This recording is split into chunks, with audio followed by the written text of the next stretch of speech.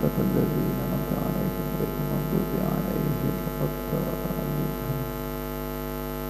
Assalamualaikum warahmatullahi wabarakatuh. Alhamdulillah, wassalatu wassalamu ala Rasulillah Muhammad ibn Abdillah wa ala alihi wa sahbihi wa mawalah. Qalu subhanaka la ilma lana illa ma 'allamtana innaka antal alimul hakim wa la hawla wa la quwwata illa billahil aliyyil azim.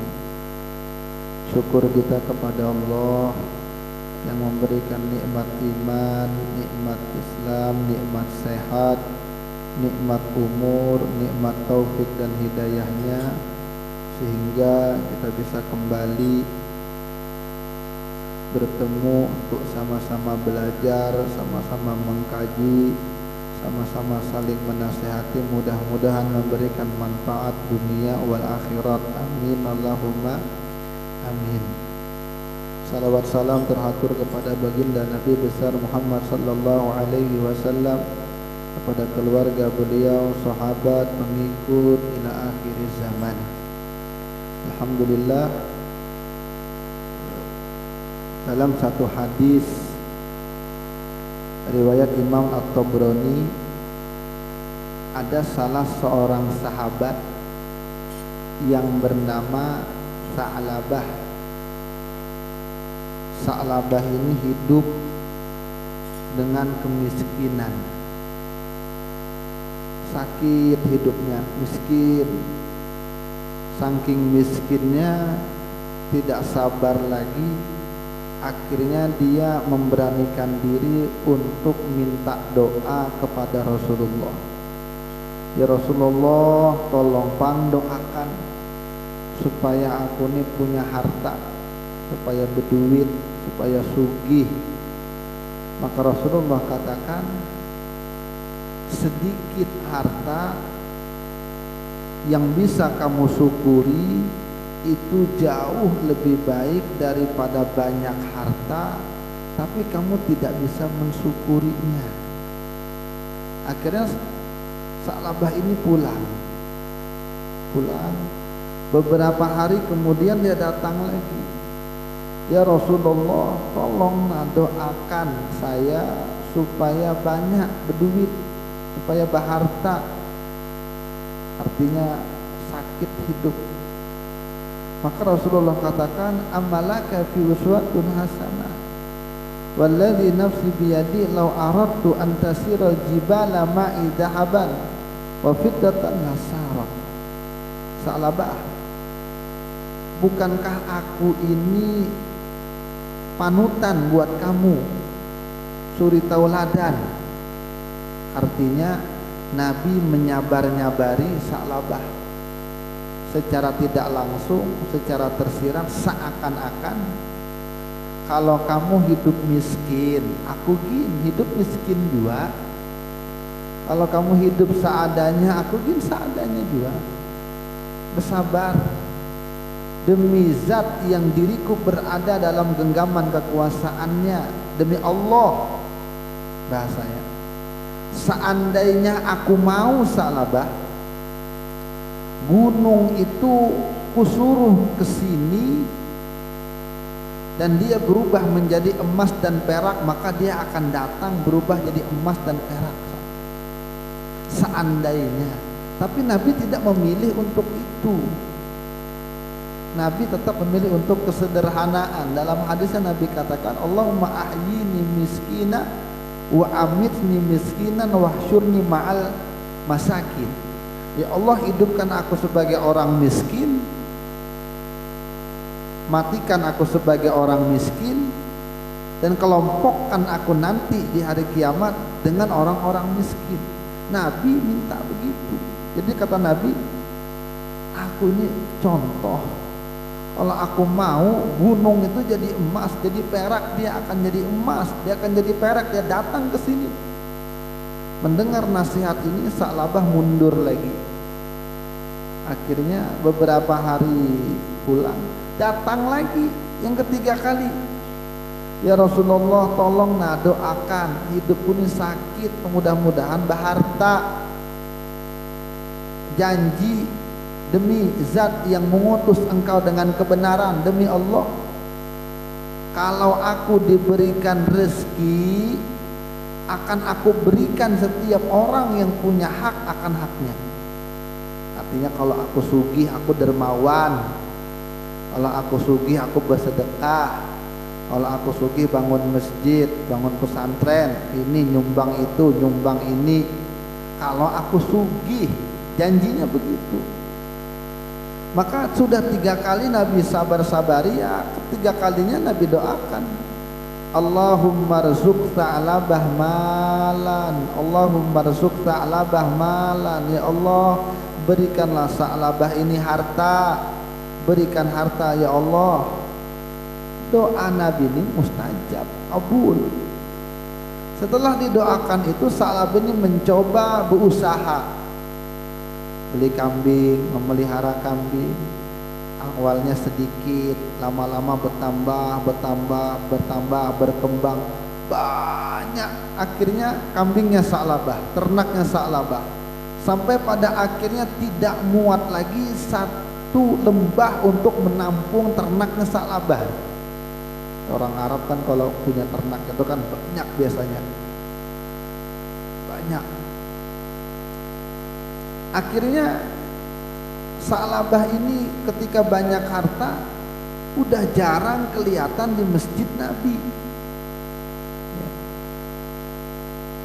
Terkadang dia sholat dengan Nabi zuhur, asar. Terkadang dia sholat juga di peternakannya di gunung. Begitu. Awalnya rajin ke masjid lawan Nabi, belajar dengan Nabi, rajin. Semenjak punya harta sibuk, jarang ke masjid, melihara kambing. Akhirnya sholatnya belang kambingan juga, sibuk.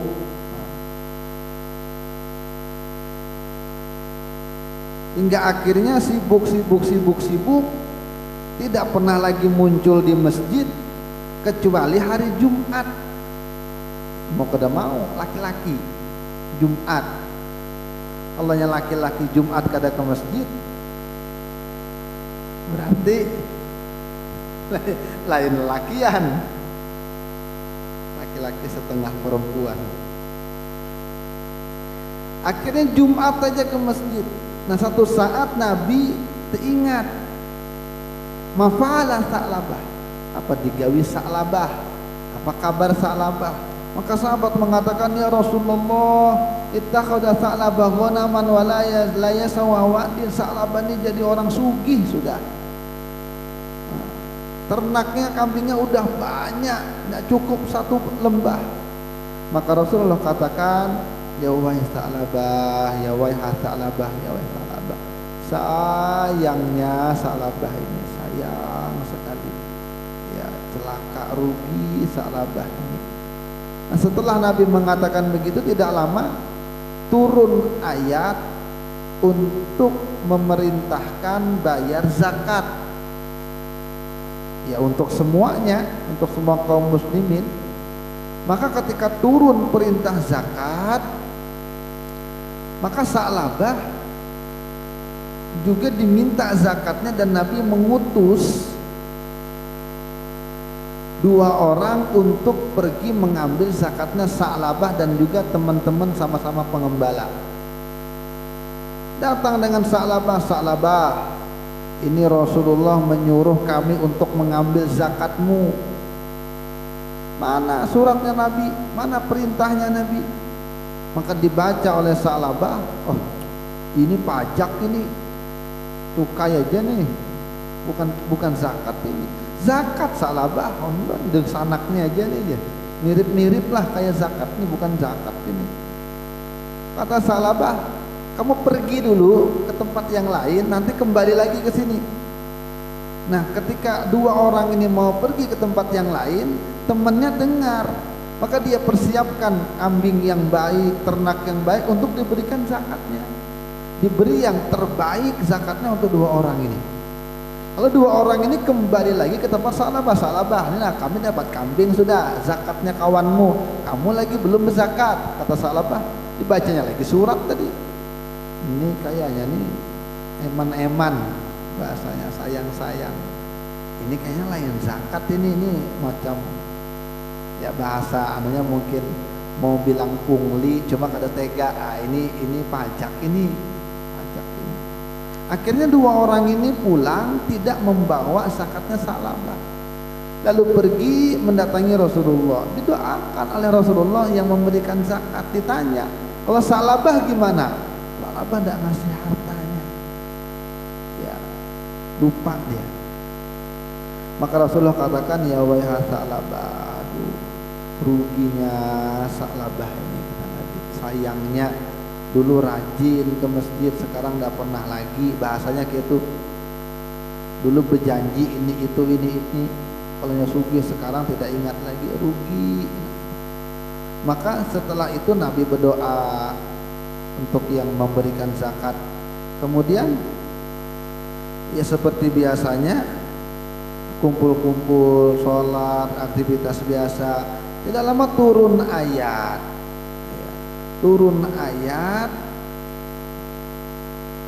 Ayat itu surah At-Taubah ayat 75.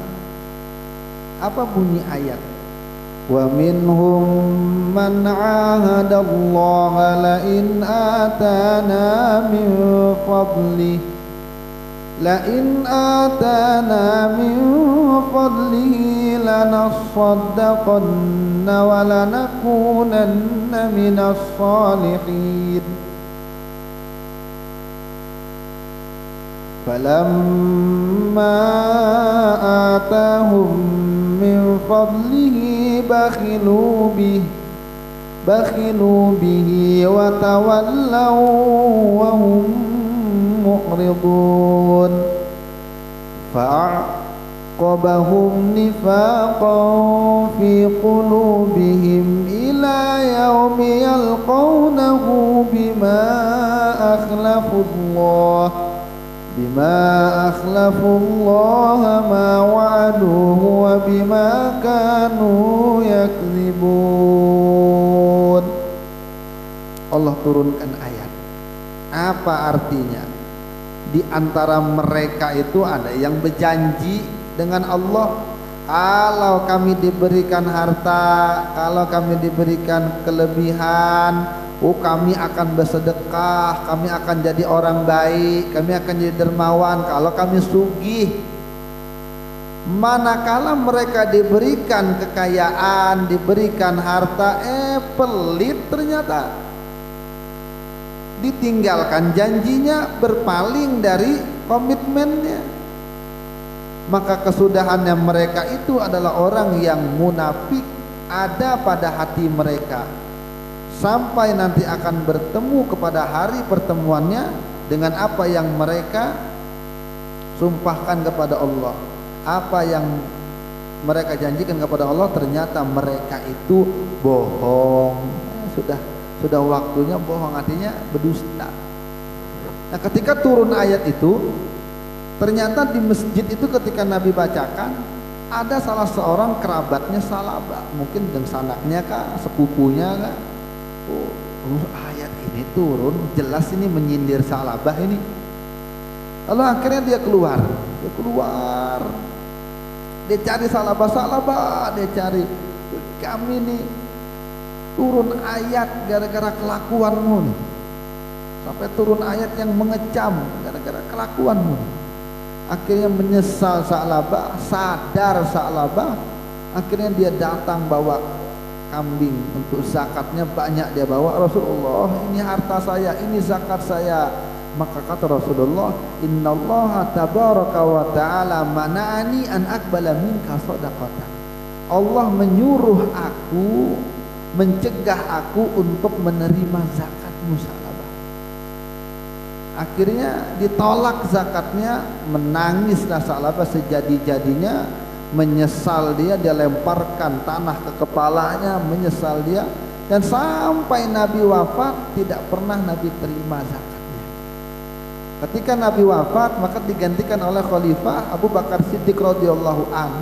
Datang lagi Sa'labah ini kepada Abu Bakar Siddiq untuk mengantar zakatnya. Abu Bakar Siddiq, ini zakat saya.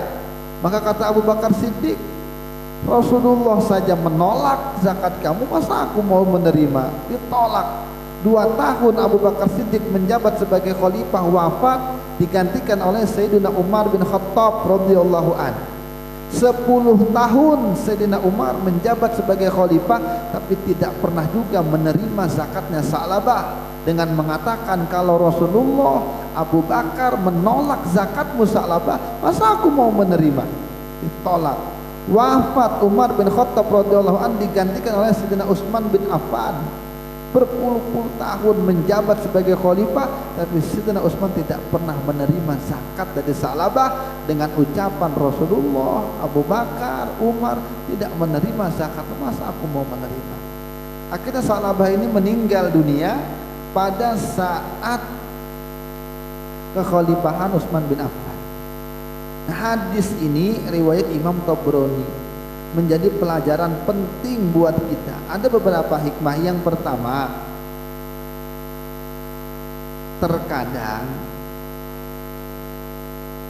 kita itu diberikan yang terbaik, cuma kita nggak ngerti terkadang. Itu pertama. Tidak paham. Tidak paham kalau yang kita minta itu bisa membinasakan kita. Itu bisa.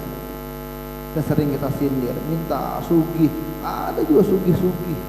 Kita ini jujur aja, semua kita pengen hidup tuh sugih. Ya, kemana hidup miskin lah. Adalah hidup yang berpilih hidup miskin kayak Nabi. Oh, jarang ada yang sanggup berdoa, ya Allah mudahan ulun miskin. Kayak Nabi, ada kira-kira yang sanggup berdoa minta miskin? Tidak ada. Kita ini kalau minta sugih, tapi tidak diberi. Terkadang udah usaha ini pindah juga, usaha ini gagal juga, kerja di sini kerja, ya kada sugih-sugih juga. Ya barangkali kalau diberi sugih, kesugihan itu akan membinasakan kita, macam kisah ini. Itu pertama. Jadi husnuzon kita kepada Allah. Yang kedua, kalau memang diberi kesugihan, diberi kelebihan harta, maka waspada, hati-hati. Kenapa? Karena yang Nabi khawatirkan itu bukan kemiskinan. Dalam hadis sahih muttafaqun alaih, aku kata Nabi, bukan kemiskinan yang kutakutkan terhadap kalian, tapi yang aku takutkan kalau dunia itu dimudahkan buat kalian, dibuka buat kalian, hingga akhirnya kalian bersaing-saingan dalam dunia.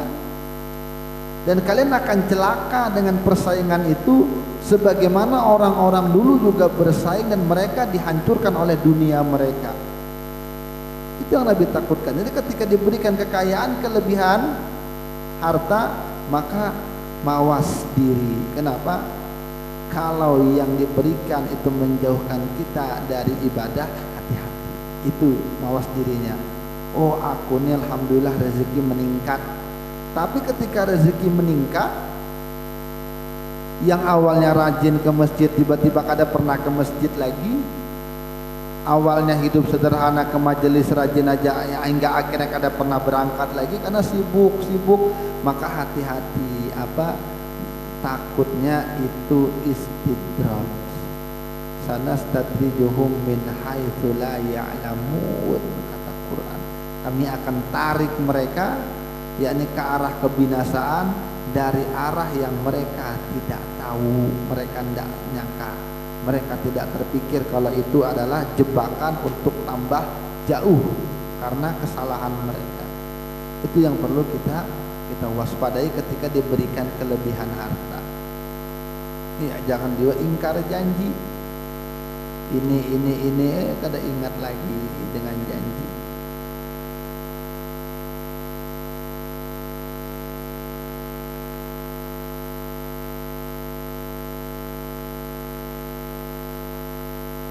Sedikit membaca kitab tadi itu mukadimah aja untuk Imam Haddad radhiyallahu anhu. Al-Fatihah.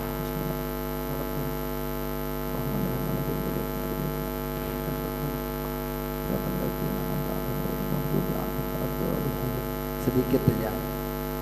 Bismillahirrahmanirrahim. Wa qala al-Imam Abdullah Al-Haddad rahimahullahu taala wa nafa'ana bihi wa bi ulumi fid dharaini amin.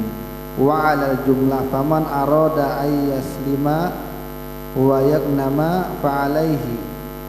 Ya. Ini membahas semalam tentang wajib belajar, wajib amalan-amalan kita itu didasari oleh ilmu. Kita begawi di sini, kita sembahyang di situ, kita berzakat, kita puasa, maka apa dasar ilmunya minimal kita harus tahu. Siapa yang mau selamat, siapa yang pengen untung, maka wajiblah begitu. Ya. Bahwa dia tidak masuk ke dalam sesuatu, dia tidak bertugas untuk mengerjakan sesuatu, sungguh telah masuk dia pada itu sesuatu sampai dia mengetahui hukum Allah pada itu sesuatu daripada yang wajib, yang sunnah, yang mubah, yang haram. Itu penting. Jadi bedanya kita dengan orang yang kada belajar, bedanya apalagi santri, yang membedakan santri dengan bukan santri. Apa bedanya? Bedanya kalau orang itu hidup sekayuh-kayuhnya, selarut-larutnya. Kalau kita setiap apa yang mau kita lakukan maka ada pertimbangan ilmu di situ. Mau kerja di sini, maka pikirkan apa hukumnya, apa konsekuensinya, bagaimana ibadah kita di situ, bagaimana pengabdian kita, bagaimana agama kita kalau kita di situ. Maka itu minimal kalau kita mengaku kita penuntut ilmu. Beliau katakan jangan masuk terhadap sesuatu, jangan lakukan sesuatu sampai kamu tahu hukum Allah ada apa di situ, baik itu wajibkah, sunnahkah, mubahkah, tahrim. Ya. Maka fajami'ul asya' la ta'lu an ahadin hadil umuril arba'ah. Segala sesuatu yang kita lakukan termasuk kawinnya juga tuh. Pikirkan apa namanya yang ada kawin, bujang-bujangan. Semuanya itu tidak terlepas dari salah satu dari 4 perkara ini. Itu tadi, kalau tidak sunnah, wajib, mubah, haram atau makruh. Dan wal asbaha anna hadzal amr wajibun ala kulli muslimin. Dan telah tersamar bahwasanya ini perkara wajib atas setiap kaum muslimin. Sebenarnya cuma ini udah jadi terhijab. Orang tuh banyak yang kada sadar kalau semua perbuatan dia tuh mestinya harus dia tahu dulu. Nah, kemudian orang-orang beriman itu terbagi menjadi ada yang awam, ada yang khusus. Nah, kita rancak orang awam sering mendengar kalimat awam. Apa gerang awam itu? Ya, kalau sering mendengar awam, kita ini orang awam, sidin itu lain orang awam. Nah, apa makna awam itu? Awam itu sebenarnya kalimatnya umum maknanya. Jadi kaum mukmin itu ada yang awam, ada yang khusus. Yang awam itu siapa? Mereka yang kadangkala terjatuh ke dalam tertinggalnya kewajiban. Kadang sembahyang, kadang ketinggalan sembahyangnya. Puasa, akhirnya tergoda kada puasa sehari 2 hari. Terkadang melakukan yang haram. Itu orang awam. Dan sebaik-baiknya orang awam, man yubadiru bitaubah wal istighfar. Dia yang cepat-cepat bertaubat, dia yang cepat-cepat beristighfar. Oh, kalau tertinggal, kalau sengaja dikodo, oh lagi malas, oh sadari, maka cepat beristighfar. Wala yahrusuna ala fi'lin nawafil, dan mereka tidak pernah menjaga, tidak mau menjaga yang sunnah. Itu awam. Yang penting wajib, syukur-syukur tegawi yang wajib. Adalah orang ngomong seperti itu. Yang wajib aja gini dulu. Kalau dia punya prinsip seperti itu, dia mendeklarasikan diri, aku orang awam, gitu kan. Aku yang wajib-wajibnya aja, yang sunnah-sunnah dosa gini. Berarti ini awam. Wayanhamikuna fil mubah, dan dia berlama-lama tenggelam asik dalam hal-hal yang mubah. Dosa tidak, ibadah tidak, cuma berlama-lama dalam hal yang mubah. Apa misalnya mengunjun, seharian mengunjun aja gawian, ya mubah bang. Ya, berarti orang ini ketujuh di ya kalau sebulan sekali itu masih jarang. Ini kada setiap minggu, setiap hari mengunjun, maka setiap kali mengunjun seharian. Ya kalau sebulan sekali turun seharian tidak masalah lah. Hiburan, piknik, refreshing. Atau udah 2 minggu sekali, seminggu sekali masih toleransi lah. Artinya masih banyak yang inya itu waktunya manfaat daripada yang santai-santai. Itu orang kalau setiap hari terbuang waktunya hanya untuk hal-hal mubah, apalagi main game di HP, ya itu masuk tuh. Kalau ada waktu kosong nge-game daripada mumpung waktu kosong nge-game dulu. Nah, main game ya. Mumpung waktu kosong, dipakai buat yang mubah. Itu ciri orang awam. Apabila ada kesempatan digunakan untuk hal-hal yang tidak ada nilai manfaatnya, tapi kada berdosa, itu awam. Tapi kalau orang khusus melaksanakan yang wajib, dijaganya yang wajib, sembahyang 5 waktu kada ketinggalan, puasa kada ketinggalan, meninggalkan yang haram, menggibah kada mau, hasad tidak mau, ya, suuzon tidak, dia tinggalkan. Setiap keadaan selalu untuk meninggalkan yang haram, yang sunnah dia jaga. Dan perkara-perkara mubah tadi bisa juga, cuma porsinya sedikit ya, tadi sebulan rekreasi bisalah ya. Atau misalnya main game sesekali waktu senggang, bisalah seminggu sekali dibuka gamenya. Amunya tiap saat tiap jam main game aja, bah ini awam. Tapi kalau sesekali tidak masalah ya. Dan yang mubah itu pun dia pakai sebagai sarana untuk menjalankan perintah Allah Ta'ala. Itu yang artinya kenapa ikam ke mall nonton bioskop, nah siksa neraka kali tonton. Sekali menghibur bini, menghibur anak buah, udkhulus surur, membahagiakan kekanakan, dibawa ke pantai sesekali. Untuk apa tujuannya? Untuk mengembirakan dirinya, untuk merefreshing diri supaya tambah semangat lagi setelah itu. Misalnya sesekali dia melakukan hal-hal yang mubah, larut dalam hal-hal yang mubah, tapi dipakainya untuk sarana, itu orang khusus. Tapi tidak sering-sering. Kalau sering-sering jadi orang awam. Menjauhi yang dilarang, itu jadi bedanya. Jadi orang khusus itu bukan orang yang kita kiai aja, bukan. Orang khusus itu yang bukan awam tuh hanya ulama aja, bukan. Orang yang bukan ulama juga bisa jadi orang khusus kalau dengan definisi Imam Haddad ini. Yang tadi, yang wajib dikerjakan, yang haram ditinggalkan, yang sunnah dijaga, yang mubah ya sesekali tidak apa-apa. Itu pun dipakai untuk wasilah, untuk mencari perintah Allah, menjunjung perintah Allah, menjauhi yang haram. Daripada kita riburan yang kada jelas, baik kita ini misalnya menjaga maksiat, itu masuk orang khusus. Wabillahi taufiq. Mudah-mudahan manfaat dunia wal akhirat. Mudah Allah berkahi hidup kita, Allah ampuni dosa-dosa kita. Ini di akhir tahun, mudah-mudahan Allah tutup tahun ini dengan kebaikan. Mudah-mudahan kita bisa mengisi tahun-tahun depan dengan amal-amal kebaikan yang lebih baik lagi.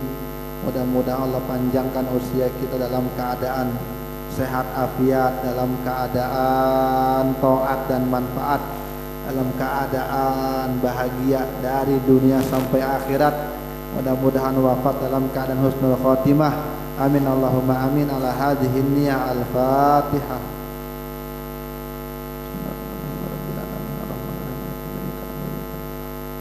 Ihdinas siratal mustaqim, siratal ladzina an'amta